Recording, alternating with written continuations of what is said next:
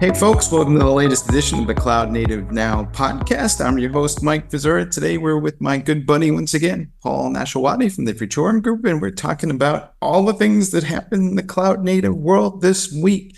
Paul, how you doing, bud? Good. How you doing? Having a good day? I'm doing great. I am, though, trying to figure out what the heck is going on with this IBM HashiCorp thing. It seems to me like on the one side, there's this Ansible framework. On the other side, there's Terraform. The Terraform community is kind of at war with itself. How do you see this all playing out? Yeah, it's a great kind of thing that happened this week. In my opinion, I think it's a good move, certainly a great move for IBM to kind of get a good handle with the market. Back on March 20th, I wrote a research note that anticipated a lot of this activity happening. And, I have a new research note that's going out now that's referencing that. So I've been kind of tracking this for some time and watching what's happening in the space and seeing what's going on. Really, when we look at what's going on with this acquisition, it is a way to help simplify the complexity within organizations that are trying to grow in their maturity model of their tech adoption. So automation, security, service mesh, whatever it may be. You do have the IBM take, but you also have the Red Hat piece, right? Which you mentioned Ansible, you mentioned Terraform for the Hashi side. All of that plays into the picture. But what I think is kind of brilliant about this is IBM is giving customer choice, right? They're giving customer choice on the direction they want to go, on the platform tech stack that they want to use, and move forward with it. Now, there's a lot that's happening here, but really this is showing that it's strengthening the strategic move for IBM to kind of focus on their cloud computing, software services, and align to the overall efforts and company values that they're trying to evolve to that competitive landscape. They have to, right? They have to drive in that space. And, when I look at this acquisition and I look at, our research and what we're talking about in our research, and you can read more about this in the research note as well. I'll just kind of touch on it. But, we see that there, out of this 848 person respondent survey that we did, we see that 75% of the respondents are using 6 to 15 tools to organize the data in their organizations. And one of the things that this move does is it does provide those tool sets and the tech stack, but hopefully IBM will be able to harmonize those tool sets to make it less complex for organizations to achieve their goals. How do you think this will play out with the CNCF, which sponsored a fork of the Terraform source code project when it was determined that they had changed the licensing policies, and that created an uproar? And I wonder, do you think IBM is going to turn around and contribute Terraform back to the CNCF to kind of unify those forks? And I'm asking the question because on the one hand, Red Hat is a supporter of a CNCF, but I look at what they're doing with Ansible, and I don't quite see that one going to any consortium. So it seems like they've got a mixed message here. Yeah, it's a great point. I'm assuming you're kind of alluding to the BSL kind of licensing and the commercialization of the licensing. Yeah, it's a challenge here. So the way I view it is this, and again, this is based on our research. So I'm kind of basing most of my comments on data that we have.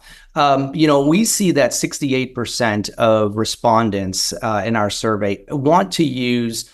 They want to work with vendors that sponsor open source projects, but those organizations don't want to go at it alone, right? They want to make sure that the vendors have enterprise level support to go at it with them. So if the organization is looking at these open source projects, and there's an opportunity to use enterprise level support, that's what organizations really want to focus in on, is using that support level, because they're not in the business to build those applications. They're in the business of doing banking, finance, whatever they're doing, retail, etc. But with regards to the CNCF and the open source community, there, in my mind, it's not an and, it's not a or, it's an and or, right? So like you can have a commercial version, and you can have a supporting commercial version that maybe completely hands off. Maybe organizations are going to look at it and go, we just want a fast time to value. We work with IBM, Hashi, and Red Hat as a trusted advisor, and we're going to deploy this solution in the whole stack. Cool, faster time to value. Don't worry about what the underlying code. Or maybe they want to have completely pivot the other way. Work with open source, have a completely flexible, work within the ecosystem, and we'll talk some other things on ecosystem later in this chat. But basically, the ecosystem gives that customer choice. Which tools do you want to put in your tech stack, right? And what I like about this solution here, or this opportunity that's coming forward for IBM, is it gives that flexibility to do the and or, right? It gives the flexibility to say you can use open source projects, you can use commercial projects, and you can kind of use the best of both worlds. I think it's going to be a mixed play, but I got to say, there's a part of my soul that's looking over at the AI community a little bit. And this whole conversation may be rendered moot by those folks. They are making a case that says, hey, instead of using Terraform and giving that to a bunch of developers who are probably going to misconfigure something anyway, it's easier now to just kind of look at what the application requirements are, expose that to an LLM and have the LLM configure the application. And, let's just call it a day and all go home happily.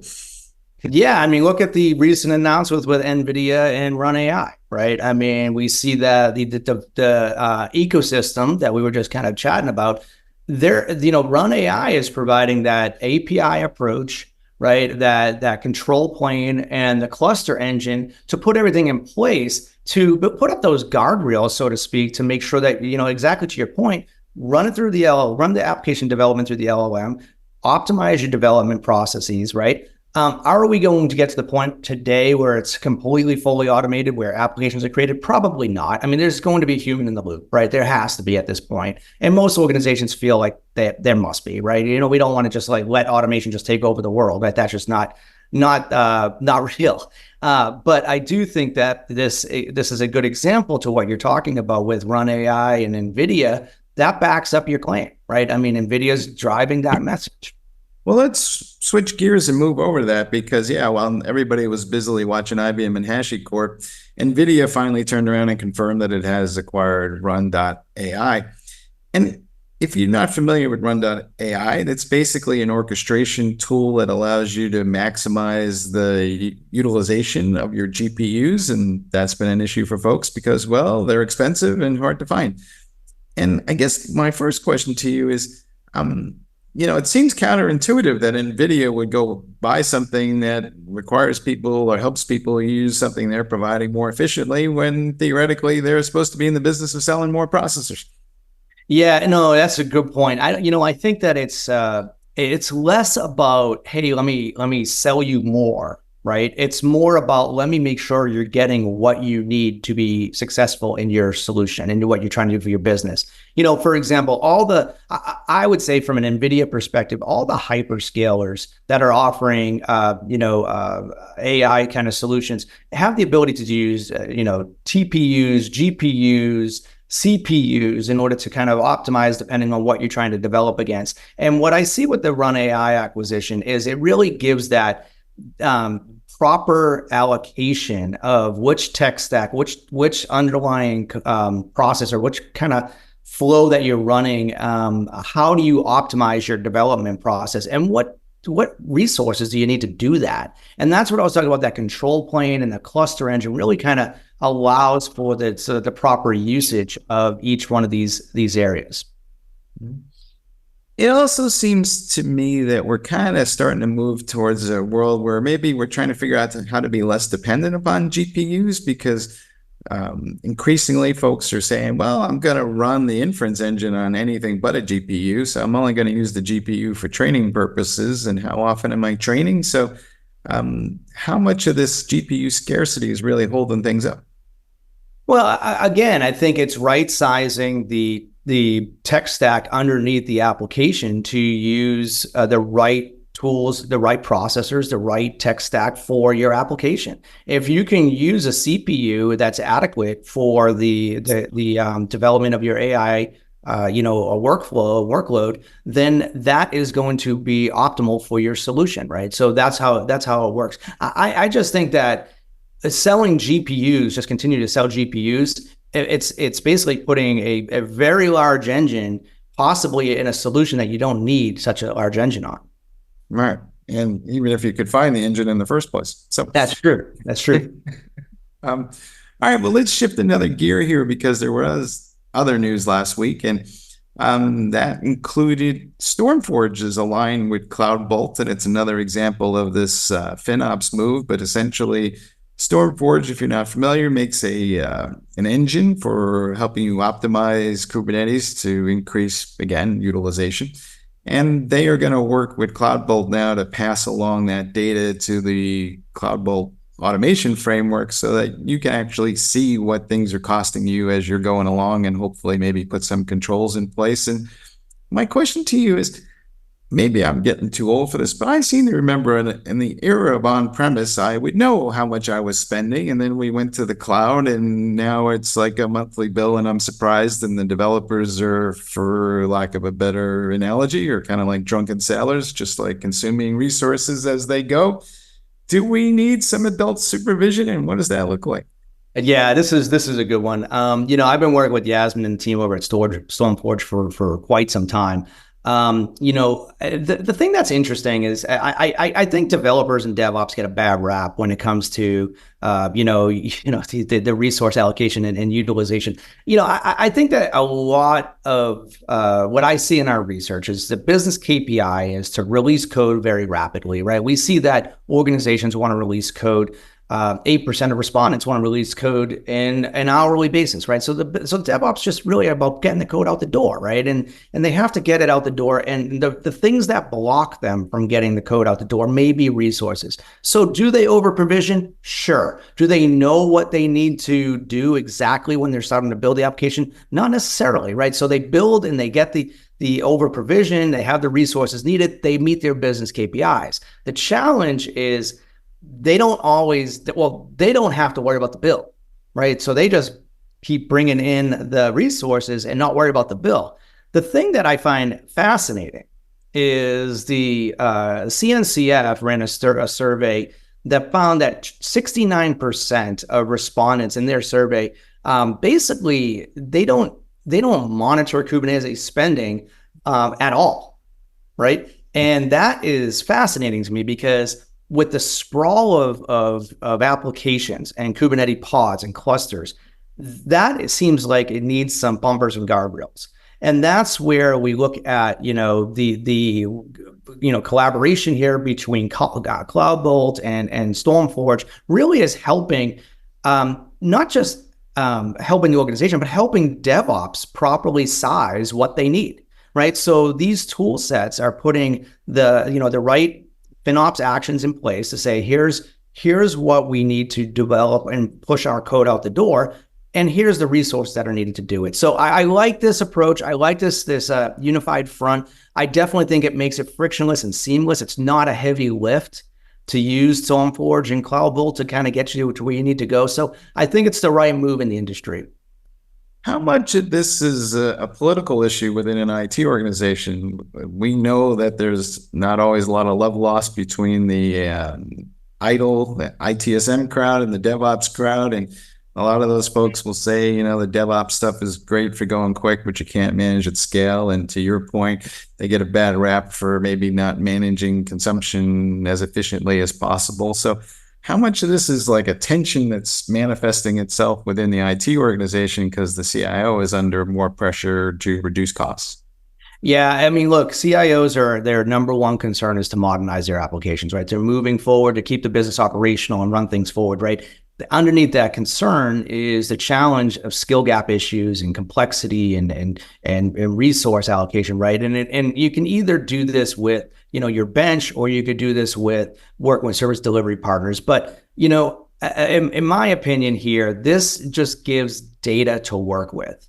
So this gives the information to say, look, we're going to provide you what the spend is going to be. You can do proper budgeting, but not just go at it like looking your finger in the air and waiting for which way the wind's going to blow. The CIO can go, okay, we can actually budget an appropriate amount, knowing that we're going to extrapolate this growth and this monetization effort to move forward. Now, we all know that not everything needs to be refactored. Not everything needs to move, it really kind of goes to what is going on within that specific business and how you're going to, build net new applications, et cetera. but the tools and the underlying tech stack that's required really needs to have some type of understanding of what the budget is to do it, right? Because if you just say, I need unlimited budget, then that's where it kind of goes out of control, right? And I think that's where this relationship here is really tying it back to giving those the visibility and the optics on what the spend would be for extrapolating those projects. Right. We only got a couple of minutes left, but I know you guys got an observability report coming out, and I suspect that cost is tied to observability. So, give us a couple of highlights from that report, and what should people look for in it? And where love this report. It's great. It just came back. The data's coming back. We have a bunch of research to share with anyone that wants to see it. It's on our Futurum intelligence portal. But we also have some research notes and briefs that are out there. Absolutely, cost is a factor when we look at monitoring and logging and tracing and those actionable insights. Understanding what is happening within the organization is imperative for the success of the organization, right? One of the things around cost, we found that early adoption of observability practices was about collecting a bunch of logs, collecting a bunch of data, which was bringing up the storage costs, bringing up all the resource costs, because you're collecting all this stuff, but not knowing what to do with it. And what we're finding is most organizations are moving from that monitoring and alerting stage to the tracing and logging, and then taking that information and using those actionable insights. I know we only have a little bit of time here, and I can speak for hours on this topic because it's near and dear to my heart. But I will tell you that there's a lot of information to be found here in the Futurum Group website. There's a lot of research notes, and there's a lot on our intelligence portal to kind of dissect a lot of this data. Right. And there's a full interview on this subject on techstrong.tv. So by all means, go check that out as well. Paul, as always, good catching up, and we'll chat next week. Likewise. Thank you for your time today. All right. Thanks, everybody, for listening in. Good luck. And of course, if it wasn't for cloud native, we probably wouldn't need observability in the first place. Take care.